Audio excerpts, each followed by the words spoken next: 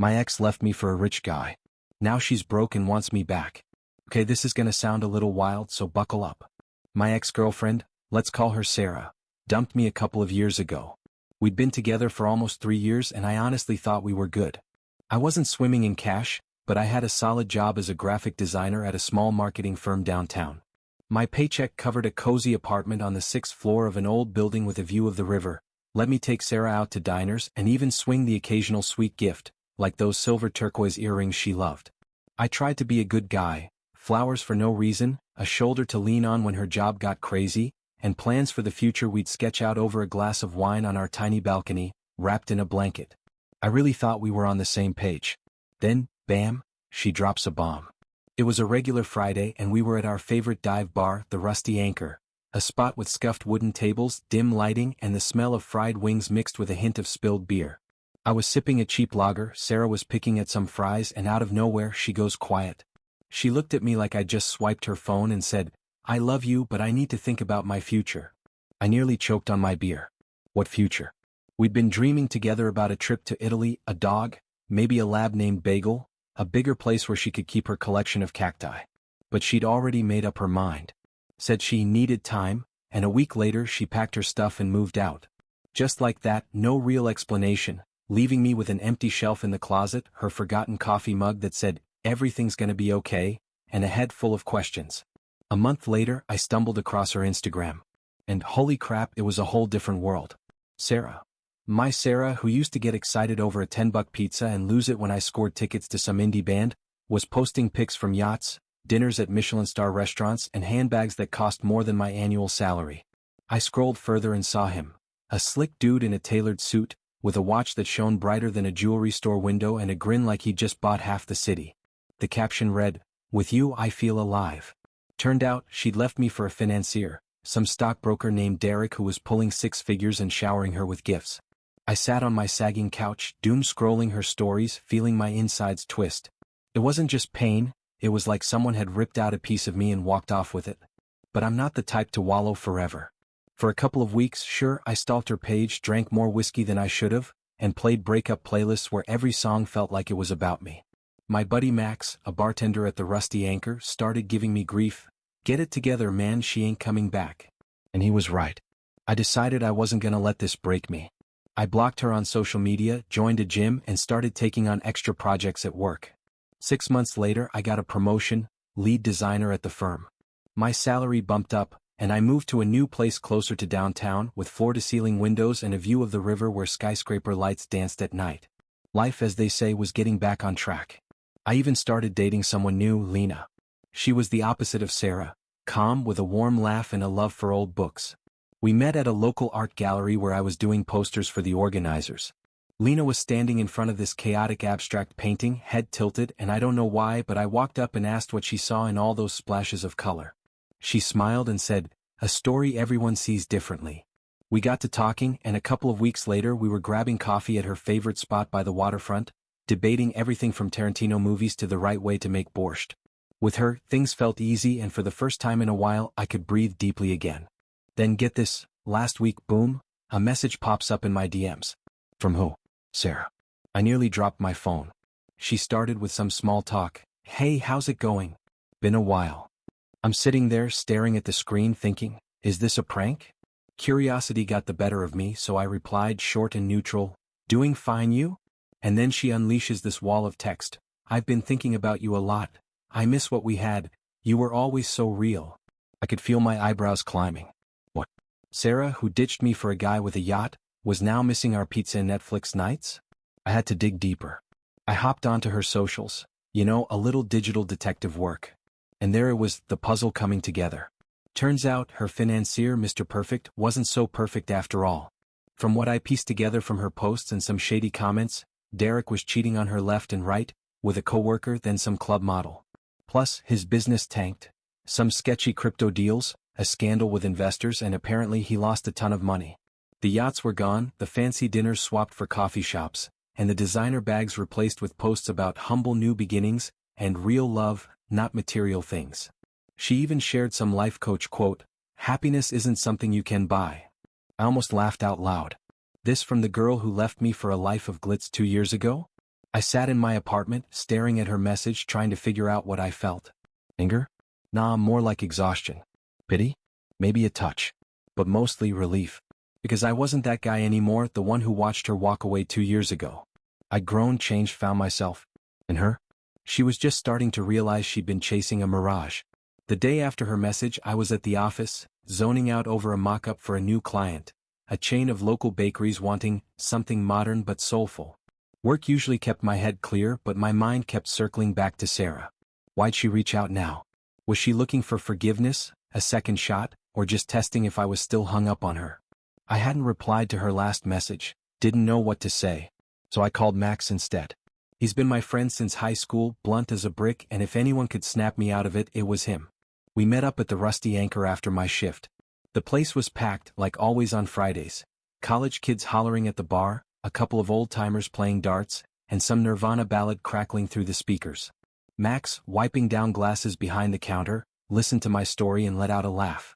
"Dude, for real?" he said. "She ditched you for the big bucks, and now that her prince is broke, she remembers how awesome you are? Come on, don't fall for it." "I'm not," I muttered, spinning my beer glass. The foam had settled, leaving a ring on the rim. "It's just weird. Thought I was over her, but now she's back in my head." Max squinted like he was sizing me up. Then he clapped me on the shoulder. "Look, you're killing it compared to back then. Job's dope, new girl. Lena, right? Seems legit cool. Sarah?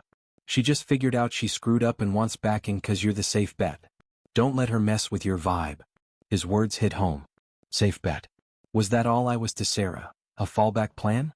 I thought back to how she always wanted a little more.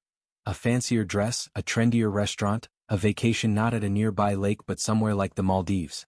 I tried, but my efforts could never keep up with her appetite.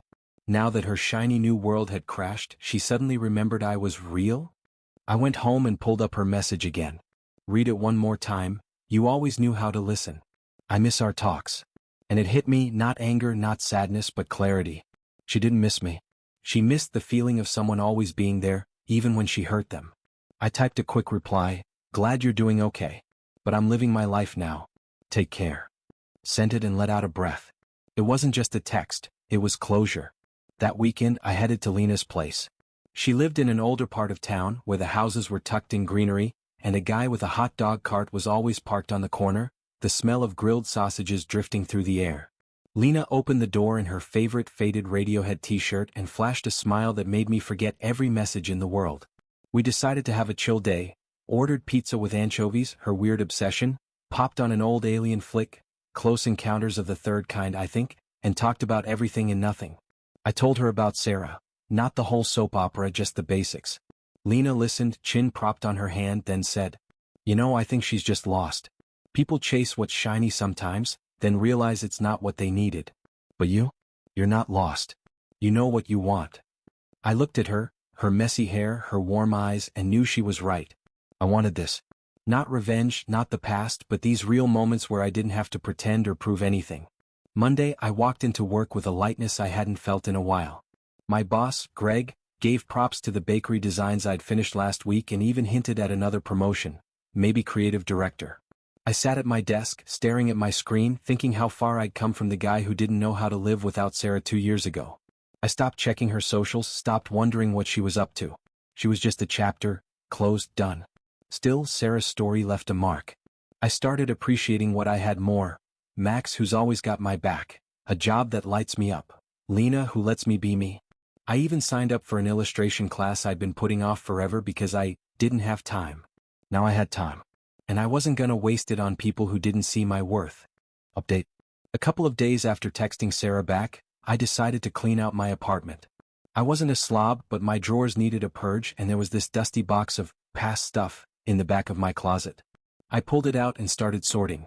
Old movie stubs, a couple of photos with Sarah, a birthday card she'd given me that said, "You're my universe."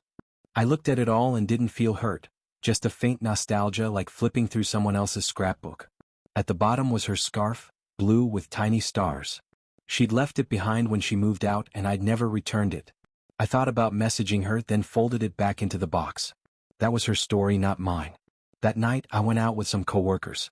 We were celebrating wrapping up the bakery project at a new rooftop bar, trendy with neon signs and a killer view of the skyline. My coworker Jess, who always knew the latest gossip, slid into the seat next to me with a cocktail and grinned. "Heard your ex is back in the picture?" she said, like she knew more than she was letting on. "Not really," I said, stirring my gin and tonic. "She messaged, we chatted, that's it."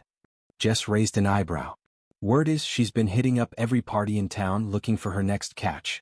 Her financier guy's apparently flat broke. Even sold his condo." I shrugged. I didn't want to dive into Sarah's drama, but Jess's words backed up what I'd guessed.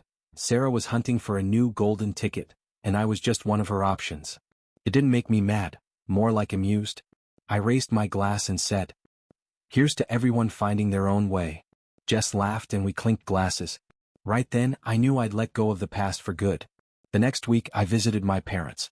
They lived in the suburbs in a house with an apple orchard and a porch where Mom always had the kettle on the second I showed up.